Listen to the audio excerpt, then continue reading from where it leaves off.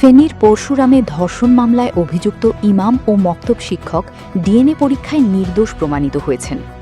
একই ঘটনায় কিশোরীর আপন বড় ভাইয়ের বিরুদ্ধে অভিযোগের সত্যতা মিলেছে। ঘটনাটি উপজেলার বক্স মাহমুদ ইউনিয়নের উত্তর টেটেশ্বর গ্রামের। এই ঘটনায় করা মামলার আসামি ছিলেন মক্তব শিক্ষক ও ইমাম মোজাফফর আহমেদ ২৫। তার আইনজীবী আব্দুল আলীম মাকসুদ বলেন, ২০২৪ সালের ২৪ নভেম্বর এক কিশোরীকে ধর্ষণের অভিযোগে মোজাফফরের বিরুদ্ধে মামলা হয়। পরে তাকে গ্রেপ্তার করা হয়। তিনি ১ মাস ২ দিন কারাভোগ করেন। ডিএনএ পরীক্ষায় প্রকৃত সত্য বেরিয়ে এসেছে। তিনি ইমাম নিরপরাধ। তাকে উদ্দেশ্যপ্রণোদিতভাবে ফাঁসানো হয়েছিল। মোজাফফর দাবি করেছিলেন তিনি নির্দোষ, কিন্তু অভিযোগের পর তিনি মসজিদের ইমামতি ও ইসলামিক ফাউন্ডেশনে চাকরি হারান। মামলার খরচ চালাতে জমিও বিক্রি করতে হয় তাকে। পরে আদালতের নির্দেশে সিআইডির ফরেনসিক ল্যাবে ডিএনএ পরীক্ষা করা হয়। প্রথম ধাপে কিশোরীর ভ্যাজাইনাল সোয়াব পরীক্ষায় মোজাফফরের বিরুদ্ধে কোনো প্রমাণ মেলেনি।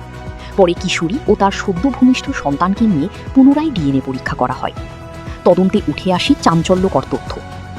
আদালতে জমা দেওয়া পুলিশ তদন্ত রিপোর্টে উঠে এসেছে, ভুক্তভোগীর আপন বড় ভাই ২২ তাকে দীর্ঘদিন ধর্ষণ করে। পরিবার বিষয়টি আড়াল করতে ইমাম মোজাফফরের বিরুদ্ধে মামলা করে। গত বছরের ১৯ মে মূল অভিযুক্তকে গ্রেপ্তার করা হয়। পরে আদালতে ১৬৪ ধারায় দেওয়া জবানবন্দিতে ধর্ষণের কথা স্বীকার করে। ৪ আগস্ট ডিএনএ পরীক্ষার জন্য আপন ভাই, কিশোরী ও শিশুকে ঢাকায় পাঠানো হয়। ৯ আগস্ট প্রকাশিত প্রতিবেদনে শিশুটির জৈবিক পিতা হিসেবে কিশোরীর আপন বড় ভাইয়ের সঙ্গে ৯৯.৯৯% মিল পাওয়া যায়। ফরেনসিক প্রতিবেদনে বলা হয়, ইমাম মোজাফফর ওই শিশুর জৈবিক পিতা নন। এরপর মামলার তদন্ত কর্মকর্তা এসআই শরীফ হোসেন আদালতে অভিযোগপত্র দাখিল করেন।